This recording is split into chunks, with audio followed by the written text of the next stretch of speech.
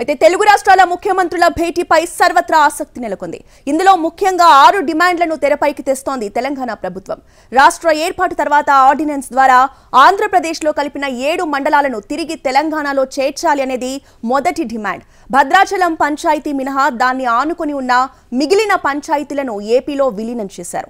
దీంతో భద్రాచలం పట్టణం ఒక ద్వీపకల్పంగా మిగిలిపోయింది. ఏపీ సరిహద్దు పంచాయతీల్లో ప్రాథమిక పాఠశాలలు మినహా హై స్కూల్ కూడా లేదు. ఇంటర్ డిగ్రీకి వెళ్లాలంటే చింతూరు రంపచోడవరం వైపు వెళ్లాలి.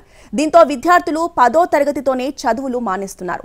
సరిహద్దు గ్రామాల్లో పోలీస్ కేసులైతే రిమాండ్కు జైలుకు వెళ్లాలన్నా రంపచోడవరం, పాడేరు, రాజమండ్రి వెళ్లాల్సి వస్తోంది. పక్కనే ఉన్న 5 పంచాయతీలు తెలంగాణలో లేకపోవడంతో భద్రాచలం పుణ్యక్షేత్ర అభివృద్ధి కూడా ప్రశ్నార్థకంగా మారింది. దీంతో ఈ 5 పంచాయతీలను తెలంగాణలో కలపాలని కోరుతోంది తెలంగాణ. ఆసక్తి నెలకొన్న తెలుగు రాష్ట్రాల ముఖ్యమంత్రుల భేటీపై పూర్తి అప్డేట్స్ ని మా ప్రతినిధి చారి అందిస్తారు. చారి, ఇప్పటికే ప్రజాభవన్ కి కొంతమంది చేరుకున్నట్టుగా తెలుస్తోంది. అధికారులు ఎవరెవరు చేరుకున్నారు? 6 గంటలకు మీటింగ్ స్టార్ట్ అవుతుందని తెలుస్తోంది. మీ దగ్గర ఉన్న అప్డేట్స్ ఏంటి? రైట్, సమావేశానికి సంబంధించినటువంటి ఏర్పాట్లన్నీ కూడా పూర్తయ్యాయి. అధికార యంత్రాంగం ముందు రావాల్సి ఉంటుంది కాబట్టి ఇప్పటికే చేరుకున్నారు. ప్రస్తుతం మనం చూడొచ్చు ప్రజాభవన్ దగ్గర సమావేశం జరిగేటువంటి ప్రాంతం ఇది. ఎదురుగా ఉన్నటువంటి భవనం ఏదైతే కనపడుతుందో దాని పక్కనే ఉన్నటువంటి భవనంలో ఈ సమావేశము నిర్వహిస్తున్నారు.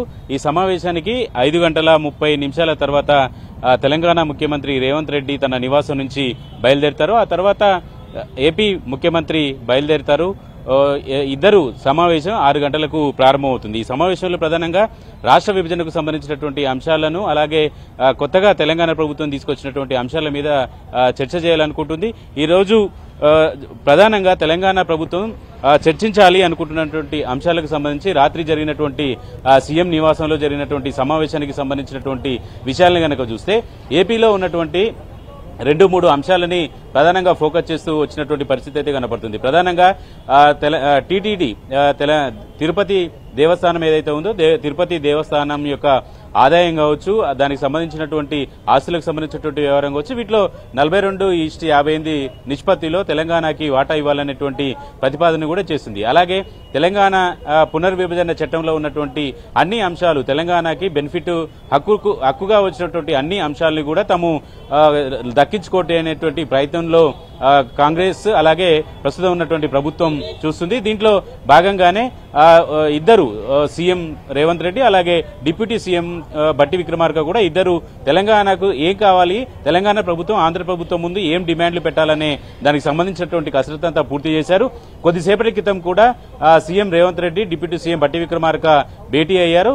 రాత్రి చేసినటువంటి నిర్ణయాలకు సంబంధించినటువంటి అంశం మీదనే ఎవరు ఏ అంశాలని ప్రస్తావించాలనే దానికి సంబంధించినటువంటి అంశం కూడా చర్చించినట్టు తెలుస్తుంది. ప్రధానంగా విభజన చట్టంలో పొందుపరిచినటువంటి అంశాలు కాకుండా రాష్ట్ర విభజన తర్వాత ఖమ్మం జిల్లాకు సంబంధించినటువంటి 7 మండలాలను ఆంధ్రప్రదేశ్ కి ఆర్డినెన్స్ ను తీసుకొచ్చి 7 మండలాలు ఆంధ్రాకి అప్పగించినటువంటి నేపథ్యం. ఆంధ్ర ప్రాజెక్టు పోలవరం కావచ్చు, పోలవరం పూర్తి కావడానికి, పోలవరంలో ముంపు తగ్గించుకోవడానికి తెలంగాణకు సంబంధించినటువంటి 7 మండలాలను ఆంధ్రప్రదేశ్ కు ఇచ్చిందనేటువంటి ఆరోపణ తెలంగాణ ప్రభుత్వం, తెలంగాణ నాయకత్వం చేసినటువంటి ఈ నేపథ్యంలో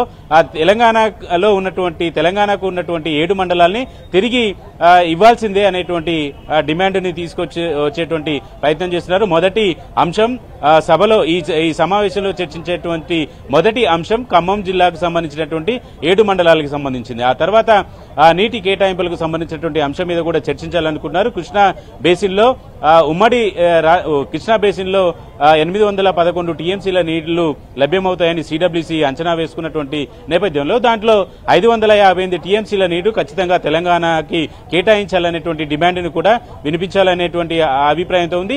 ఇటీవల జరిగినటువంటి అసెంబ్లీ సమావేశాల్లో కూడా భారీ నీటిపారుదల శాఖకు సంబంధించినటువంటి వైట్ పేపర్ ఇచ్చినటువంటి సందర్భంగా కూడా ఇదే అంశాన్ని చర్చించారు.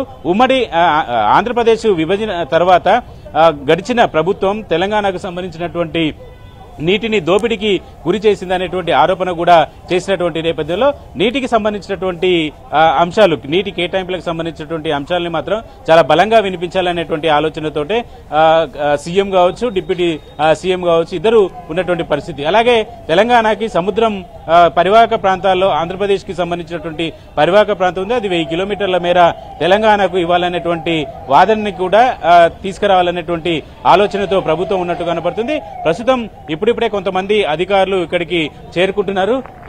మంత్రులు ఇప్పటికీ ఇక్కడికి డిప్యూటీ సీఎం బట్టి విక్రమార్క ఇప్పటికే పక్కనే నివాసం కాబట్టి ఇక్కడే ఉన్నారు. ప్రస్తుతం మనం చూసినటువంటి వెహికల్ మంత్రి పొన్నం ప్రభాకర్ వెహికల్. పొన్నం ప్రభాకర్ కూడా ఈ సమావేశం రెండు రాష్ట్రాల ముఖ్యమంత్రుల సమావేశం వచ్చేటువంటి భవనం దగ్గరికి చేరుకుంటున్నారు. మనం ఎన్టీవీ ఫ్రేమ్ లో విజువల్స్ చూస్తున్నాం. సమావేశ మందిరం ఎక్కడైతే ఉందో అక్కడికి పొన్నం ప్రభాకర్ చేరుకుంటున్నారు. మరి కాసేపట్లో శ్రీధర్ బాబు కూడా ఇక్కడికి చేరుకునేటువంటి అవకాశం ఉంది. ఈ సమావేశానికి అధికారికంగా చర్చల్లో మాత్రం CM Revanth Reddy, deputy CM బట్టి విక్రమార్క హాజరవుతారు.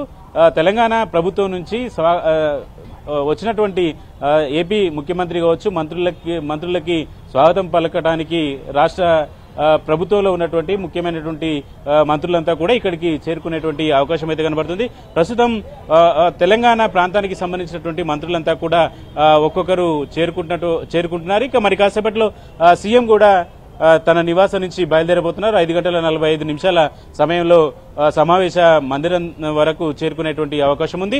ఓవరాల్ గా తెలంగాణ ప్రజల ఆకాంక్ష కావచ్చు, తెలంగాణ ప్రజల లేవనెత్తినటువంటి అంశాలు, ఉద్యమ కాలంలో లేవనెత్తినటువంటి అంశాలకు, హక్కులకు సంబంధించినటువంటి వాటికి ఎక్కడ భంగం వాటిల్లకుండా ఉండాలనేటువంటి ఆకాంక్షతోటే సీఎం రేవంత్ రెడ్డి అలాగే డిప్యూటీ సీఎం బట్టి విక్రమార్క ఉన్నారు. ఇక విద్యుత్ సంస్థలకు సంబంధించినటువంటి బకాయిలకు సంబంధించినటువంటి అంశాల్లో కూడా చాలా కఠినంగానే ఉండాలనేటువంటి ఆలోచనతో ప్రభుత్వం ఉన్నట్టు కనపడుతుంది. ఎందుకంటే ఏపీ ప్రభుత్వం నుంచి 24,000 కోట్ల రూపాయలు తెలంగాణ ప్రభుత్వానికి రావాల్సి ఉంది. వాటిని పూర్తిగా చెల్లించాలనేటువంటి డిమాండ్ను కూడా ప్రధానంగా తెలంగాణ ప్రభుత్వం వినిపించాలనుకుంటుంది. ఈ తెలంగాణ ప్రాంతం నుంచి కూడా ఏపీకి 7,000 కోట్ల బకాయి ఉంది. ఆ బకాయిలు ఇవ్వడానికి తెలంగాణ ప్రభుత్వం సిద్ధంగా ఉంది అనేటువంటి అభిప్రాయాన్ని కూడా తెలంగాణ ప్రభుత్వం నుంచి చెప్పాలని సీఎం అలాగే డిప్యూటీ సీఎం బట్టి విక్రమార్క పూర్తిగా ఒక నిర్ణయానికి వచ్చారు. అయితే ఏపీ నుంచి రావాల్సినటువంటి 24,000 కోట్ల బకాయిల్ని మాత్రం వెంటనే చెల్లించాలనేటువంటి ఒత్తిడి కూడా చేయాలనేటువంటి ఆలోచనతో తెలంగాణ ప్రభుత్వం అయితే కనపడుతుంది. ఓవరాల్ గా ఈ రోజు మరి కాసేపట్లో జరగాల్సినటువంటి ఈ సమావేశంలో మాత్రం కొంత వాడి వేడిగానే ఇష్యూస్ అలాంటివి కాబట్టి కొంత చర్చ అయితే జరిగేటువంటి అవకాశం అయితే కనపడుతోంది. Right, thank you Chari.